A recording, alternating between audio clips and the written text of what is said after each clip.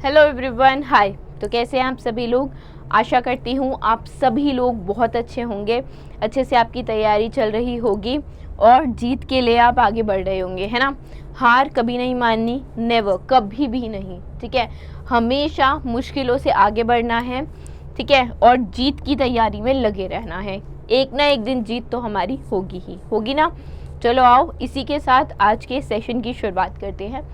पहला क्वेश्चन देखते हैं। पहला क्वेश्चन क्या है, हमें उस डिस्ट्रिक्ट का नाम बताना है, उस ज़िले का नाम बताना है जो पहला ऐसा डिस्ट्रिक्ट बन गया है भारत का जिसने खुद का ही ट्री, फ्लावर, बर्ड और स्पीसीज को अनाउंस कर दिया है।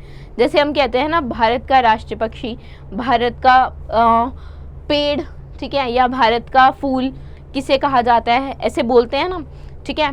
तो अब इस डिस्ट्रिक्ट ने अपना पेड़, अपना फ्लावर, उस पर्टिकुलर डिस्ट्रिक्ट का बर्ड स्पीशीज, उन सबको अनाउंस कर दिया है, ठीक है। तो ये डिस्ट्रिक्ट जो है वो किस स्टेट में है, वो केरला स्टेट में है। तो ये कौन सा डिस्ट्रिक्ट है, ये है कासरगोड डिस्ट्रिक्ट, ठीक है। डिस्ट्रिक्ट का नाम याद रखना। अभी बाकी भी मैं बताती हूँ। देखो, अगर ट्री की बात करें तो जो ऑफिशियल ट्री है इस डिस्ट्रिक्ट का, उसका नाम है कांजीराम, ठीक है। कांजीराम जो बेसिकली है वो स्पीशीज़ डिराइव हुई है कासार जो नाम है उससे, और इसी पे ही जो डिस्ट्रिक्ट का नाम है वो रखा गया है, ठीक है। कासार मतलब वॉर्मवुड। अगर फ्लावर की बात करें तो Periya Polathali, that is a Malabar river lily, ठीक है। ये इनका फ्लावर है, डिस्ट्रिक्ट फ्लावर है। अगर बर्ड की बात करें तो वेला, वायरन, कदल, परांथू, ठीक है। और अगर क्रिएचर की बात करें तो पाला, पोवान अम्मा या फिर बीमन अम्मा, जिसे हम सॉफ्ट शेल टर्टल भी बोलते हैं, ठीक है। कैंटोर्स जाइंट सॉफ्ट शेल टर्टल, ठीक है। तो ये सब चीज़ें याद रखना, क्रिएचर, बर्ड, फ्लावर और ट्री, ठीक। किसी भी फॉर्म में कहीं पे भी किसी भी तरह से क्वेश्चन को क्रिएट करके इनके बारे में पूछा जा सकता है, तो आपको पता होना चाहिए। चलो नेक्स्ट देखते हैं। इंटरनेशनल स्नो लेपर्ड डे से रिलेटेड है। स्नो हो गई बर्फ़, ठीक है। तो जो लेपर्ड्स बर्फ़ में रहते हैं, ठीक, उनकी बात हो रही है यहाँ पे। तो इंटरनेशनल स्नो लेपर्ड डे कब मनाया जाता है, ठीक है। ये मनाया जाता है 23 अक्टूबर को। बीच में ये रह गया था क्वेश्चन, तो अब ले रही हूँ। सारी चीज़ें कवर होंगी, मैं जैसा कि मैंने पहले भी कहा था, कोई चीज़ छूटेगी नहीं। तब ये चीज़ रह गई थी, अब मैंने कवर कर ली, ठीक है, बट कवर की है। तो 23 तारीख को हम मनाते हैं international snow leopard day. Basically 12 countries में पाए जाते हैं स्नो लेपर्ड, जिसमें से भारत एक है, ठीक है। Bharat, Nepal, Bhutan, China, Mongolia, Russia, Pakistan, Afghanistan, Kyrgyzstan, Kazakhstan, Tajikistan, Uzbekistan, ये बेसिकली कंट्रीज़ हैं जिनमें स्नो लेपर्ड पाए जाते हैं। वनरेबल कैटेगरी में है ये IUCN की, ठीक है। और ये दिन बेसिकली 23 अक्टूबर 2013 में एग्जिस्टेंस में आया था। बिश्केक डिक्लेरेशन जो हुआ था 12 कंट्रीज़ के बीच में कि इनको कंजर्व किया जाए, उससे रिलेटेड, है ना। तब ये डे हमने मनाने का सोचा था। आगे चलें, नेक्स्ट देखें। किसे अवार्ड से कन्फिगर किया गया है 19वें Mother Teresa Memorial Award for Social Justice. Mother Teresa Memorial Award for Social Justice 19वां किसे दिया गया है? ये उसी इंसान को दिया गया है जिसे अभी 2023 का नोबल पीस प्राइज़ भी मिला है, ठीक है। अब इतना बताने के बाद मुझे नहीं लगता कि आंसर को बताने की ज़रूरत है, ठीक। नोबल पीस प्राइज़ की मैंने सारे प्राइजेज़, नोबल प्राइजेज़ कवर किए हैं, ठीक। और इसकी वीडियोस SSC चैनल पे भी है। सारे नोबल प्राइज़ शॉर्ट ट्रिक के साथ कैसे याद करने चाहिए 2023 के, वो वीडियो भी है, ठीक है। वहाँ से भी आप हेल्प ले सकते हैं। तो सारी चीज़ें बताई गई हैं। तो क्या नाम है? नाम है नरगिस मोहम्मदी। इन्हें क्या मिला है? इन्हें 19वां मदर टेरेसा मेमोरियल अवार्ड मिला है फॉर सोशल जस्टिस, और ये नोबल प्राइज़ विजेता भी हैं, नोबल पीस प्राइज़ विजेता है अभी 2023 की। ये दिया गया है हमनी फाउंडेशन जो कि मुंबई बेस्ड एक NGO है, ठीक है। हार्मनी फाउंडेशन होस्ट करता है मदर टेरेसा मेमोरियल अवार्ड को फॉर सोशल जस्टिस, राइट। और ये बेसिकली ये प्लेटफॉर्म एक्नॉलेज करता है उन एक्स्ट्रा ऑर्डिनरी वर्क्स को जो किए गए हैं पीस की फील्ड में, ठीक है, शांति अमन की फील्ड में जितने भी बेहतर से बेहतर काम किए गए हैं, आउटस्टैंडिंग काम किए गए हैं, उन्हीं लोगों को बेसिकली हार्मनी फाउंडेशन क्या है देखता है, ठीक, उनके बारे में जानकारी प्राप्त करता है और जो बेस्ट होता है उसको अवार्ड दिया जाता है, ठीक है। अभी जो मिला है नरगिस मोहम्मदी को मिला है, ठीक, अवार्ड रिकॉग्नाइज इसलिए दिया गया क्योंकि जो उन्होंने जो वो डरी नहीं, ठीक है, निडर होके उन्होंने जो निडर होके उन्होंने ह्यूमन राइट्स के विरुद्ध उन्होंने जो बेसिकली एडवोकेट किया ह्यूमन राइट्स को against the fundamental regime of Iran, उसके लिए उन्हें उनकी ह्यूमैनिटेरियन एक्शन के लिए उन्हें बेसिकली ये अवार्ड दिया गया, ठीक है। आगे चलें। अच्छा, एक चीज़ और, ये अवार्ड जो दिया जाएगा 26 नवंबर 2023 को मुंबई महाराष्ट्र में सेरेमनी में ये अवार्ड उन्हें दिया जाएगा, ठीक। आगे देखते हैं नेक्स्ट पे, धोर्डो विलेज जिसे कन्फिगर किया गया है बेस्ट टूरिज्म विलेज 2023 का, ठीक है, किसके द्वारा, United Nation World Tourism Organisation द्वारा, UNWTO द्वारा बेस्ट टूरिज्म विलेज डोडो विलेज को कहा गया है। तो ये किस स्टेट में है, ठीक है, ये बताना है हमें क्वेश्चन। तो ये है गुजरात में। गुजरात में भी कहाँ पे, कच्छ में। रन ऑफ कच्छ फेस्टिवल भी यहीं पे होता है, ठीक है, गुजरात के कच्छ डिस्ट्रिक्ट में। और रन ऑफ कच्छ का नाम आप सबने सुना होगा, वो फेस्टिवल भी यहीं होता है, ठीक। तो देखते हैं इसके बारे में।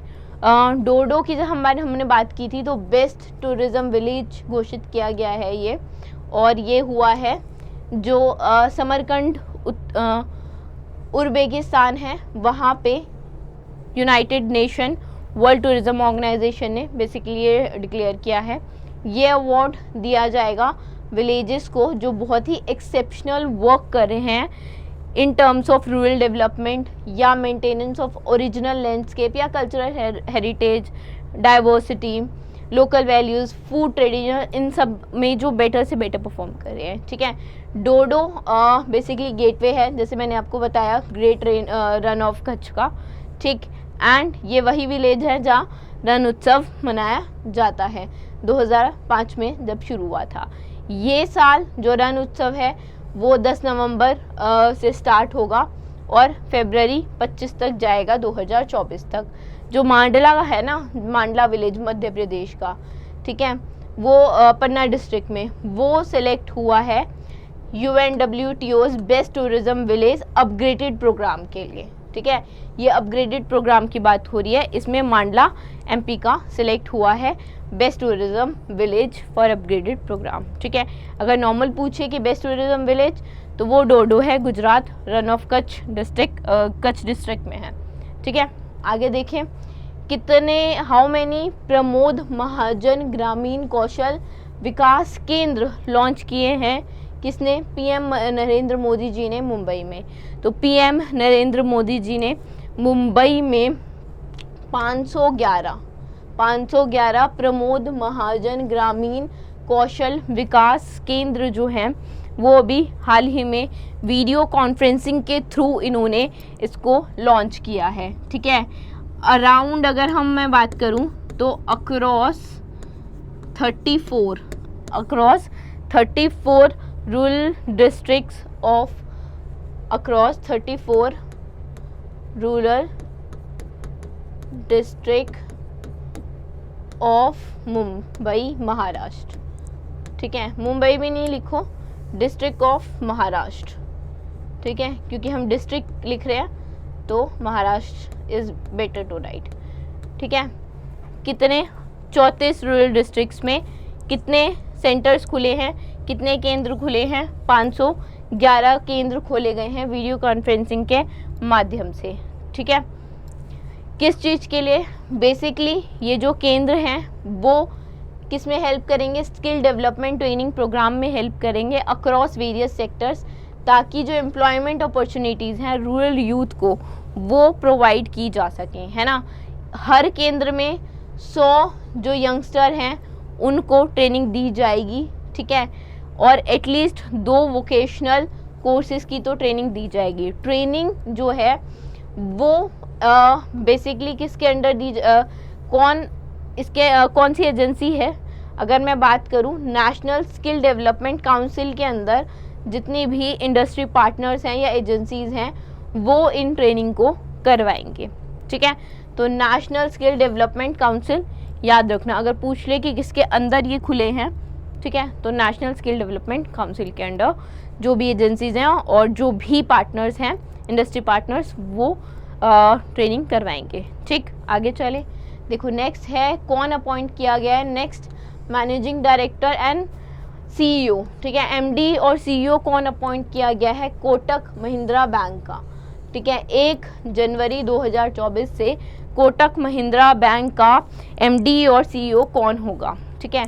2 चीज़ें जानने की हैं, एक तो 1 जनवरी से कौन होगा, ठीक, और अभी कौन है। अगर मैं बात करूं अभी कौन है, तो अभी हैं दीपक गुप्ता, है ना। अभी कौन है? दीपक गुप्ता, ढंग से लिख देती हूँ। अभी अगर हम पूछें, अगर अभी कोई पूछता है कि अभी करंट में कौन है, तो अभी दीपक गुप्ता हैं। मुंबई महाराष्ट्र में इनका क्या है? कोटक महिंद्रा का हेडक्वार्टर है, ठीक है। अगर हेडक्वार्टर की बात करूं तो मुंबई महाराष्ट्र में, और अगर एमडी और सीईओ पूछे कोई तो फिलहाल है दीपक गुप्ता जी, ठीक है ना। अभी दीपक गुप्ता जी हैं, 1 जनवरी से अशोक वासवानी बन जाएंगे, ठीक है। 1 जनवरी से कौन बनेंगे? अशोक वासवानी। कितने साल के लिए? 3 साल के लिए, 3 इयर्स के लिए ये अपॉइंट किए गए हैं, ठीक है। 3 साल के लिए अपॉइंट किए गए हैं दीपक गुप्ता की जगह अशोक वासवानी, ठीक। आगे चलें, नेक्स्ट पे देखें। नेक्स्ट क्वेश्चन क्या है? नेक्स्ट क्वेश्चन है किस लेंडर ने इंट्रोड्यूस किया है डिजिटल बैंकिंग प्लेटफॉर्म जिसका नाम है एक्सप्रेस वे? अक्टूबर में, अभी अक्टूबर में, देखो अगर मैं बात करूँ ना एक्सप्रेस वे की, तो एक्सप्रेस वे जो है वो HDFC बैंक के अंडर है, ठीक है। किसके अंदर है? HDFC बैंक के अंदर। तो HDFC बैंक ने बेसिकली जो डिजिटल बैंकिंग प्लेटफॉर्म है एक्सप्रेस वे उसको अभी लॉन्च किया है। किस लिए लॉन्च किया है? देखो जो एक्सप्रेस वे है ना वो बेसिकली जो इनकी डिजिटल सर्विसेज हैं, ठीक है, जैसे नेट बैंकिंग हो गई, पैन नंबर हो गया, परमानेंट अकाउंट नंबर हो गया, उसका अपडेट हो गया, एड्रेस चेंजेस हो गए, या जितना भी डिजिटली मोर अच्छा से अच्छा मोर साउंडिंग हो, ठीक है, प्लेटफॉर्म उतना बनाने की कोशिश की गई है बैंक के कस्टमर्स के लिए। पेपरलेस होगा, सेल्फ सर्विस होगी बैंक की बेसिकली, ठीक है। तो इसके लिए they have launch express way, right. अगर मैं HDFC के हेडक्वार्टर की बात करूं तो मुंबई महाराष्ट्र में है। MD और CEO हैं शशिधर जगदीशन जी, है ना। आगे चलें, नेक्स्ट देखें। नेक्स्ट क्वेश्चन क्या है? US international development finance corporation, ठीक है, दैट इज़ DFC की अगर मैं बात करूं, US international development finance corporation ने अभी हाल ही में कमिट किया है कि ये लोग क्या करेंगे, $30 मिलियन देंगे किसको? दलमिया पॉलीप्रो इंडस्ट्रीज़ को, ताकि ये लोग बना सके क्या? Plastic recycling facility. किस स्टेट में ये लोग बना सकें प्लास्टिक रिसाइकलिंग फैसिलिटी, ताकि ये महाराष्ट्र में प्लास्टिक रिसाइकलिंग फैसिलिटी बना सकें, ठीक है। कहाँ पे? महाराष्ट्र में।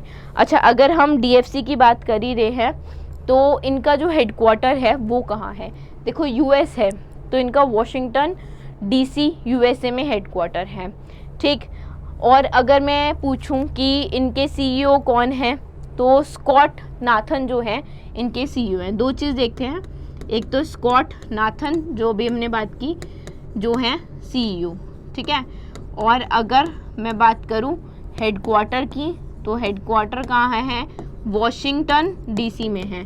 कहाँ है? वॉशिंगटन डीसी, यूएसए में इनका हेडक्वार्टर है। किसका? DFC, दैट इज हमारा डेवलपमेंट फाइनेंस कॉरपोरेशन का। ठीक, समझ में आई? इन्होंने, मैंने जैसा बताया कि दलाइमा पॉली इंडस्ट्रीज़ को, ताकि ये लोग प्लास्टिक रिसाइकलिंग फैसिलिटी खड़ी कर सकें महाराष्ट्र में, उसके लिए 30 मिलियन US$ दिए हैं। ठीक है, ताकि ये हाई क्वालिटी के recycled PET, PP, HDPE flakes granules develop कर सकें। ठीक है, it is partially powered by renewable energy and biofuel, right? And Dalmia will raise the money from external commercial borrowing route to fund the new recycling facility in Nasik, Maharashtra. ठीक है, ये facility basically it has the capacity of 1,71,000 metric ton per year, and it will help Dalmia Polypro develop food grade recycled materials and some applications, right? आगे चलें, next देखें। Next question क्या है?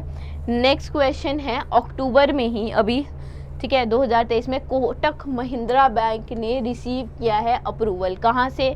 RBI से, कि वो एक्वायर कर ले 100% स्टेक किस नॉन बैंक फाइनेंस कंपनी में।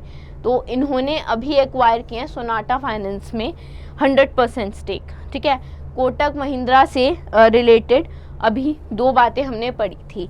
एक तो हमने बात की थी दीपक गुप्ता की, जो अभी इनके MD और CEO हैं। ठीक है, हेडक्वार्टर इनका मुंबई में है। और एक बात की थी अशोक वासवानी की।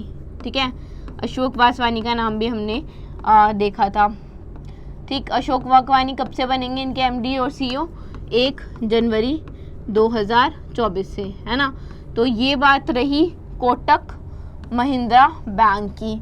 अब बात करते हैं सोनाटा फाइनेंस की, जो किसमें अब मर्ज हो गई है पूरी तरह से कोटक महिंद्रा बैंक में। ठीक है, अच्छा, अगर मैं सोनाटा फाइनेंस की बात करूँ तो सोनाटा फाइनेंस 2006 में सेटअप हुआ था, ये एस्टैब्लिश हुआ था। ठीक, देखो आगे चलते हैं अब। ऑप्टिमा सिक्योर एक हेल्थ इंश्योरेंस पॉलिसी का नाम है। ठीक है, ये ऑफर करता है 4 गुना कवरेज, कोई एक्स्ट्रा पैसा नहीं लेंगे, 4 गुना कवरेज दे रहे हैं। कौन दे रहा है? HDFC Ergo general insurance company. ठीक है, HDFC की सब्सिडरी है। ये लोग क्या कर रहे हैं, इन्होंने ऑप्टिमा सिक्योर नाम से एक प्लान निकाला है। ठीक है, हेल्थ इंश्योरेंस प्लान है ये। इस प्लान में what they are doing, they are saying कि हम जो है ना वो 1 साल बाद 2 साल बाद क्या करेंगे, आपका जो पैसा जो आप जितने, जैसे मान लो किसी ने 10 लाख की पॉलिसी ली तो उसको 20 लाख कर देंगे without any additional money.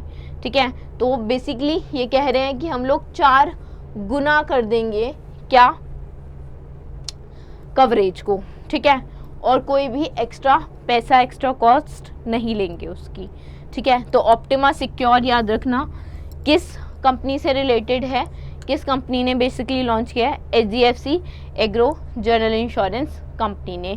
Headquarter इनका मुंबई में है। रितेश कुमार जो है इनके MD और CEO हैं। ठीक है, जैसा मैंने बात किया था कि जो मेडिकल एक्सपेंसेस होंगे भारत में वही कवर होंगे, और एक ऑप्शनल ग्लोबल हेल्थ कवरेज का फैसिलिटी भी है इसमें। ठीक है, 65 साल तक के जो लोग हैं वो इस पॉलिसी को बाय कर सकते हैं। फैमिली और इंडिविजुअल कवरेज जो स्टार्ट होता है वो 5 लाख से 2 करोड़ तक का है। ठीक है, अलग अलग ऑप्शन अवेलेबल हैं। 5 लाख है, फिर 7.5 लाख है, 10 लाख है, ऐसे ऐसे करके कवरेज है 2 करोड़ तक का। पीरियड की अगर मैं बात करूं तो 1, 2 या 3 साल के लिए ये जो पॉलिसी है वो इशू की जा सकती है। ठीक है, तो आज के लिए इतना ही। We will be meeting you in the next session. कोई भी कन्फ्यूजन हो, कुछ भी हो, डू लेट अस नो। ठीक है, we will reply, right. So thank you so much for the session.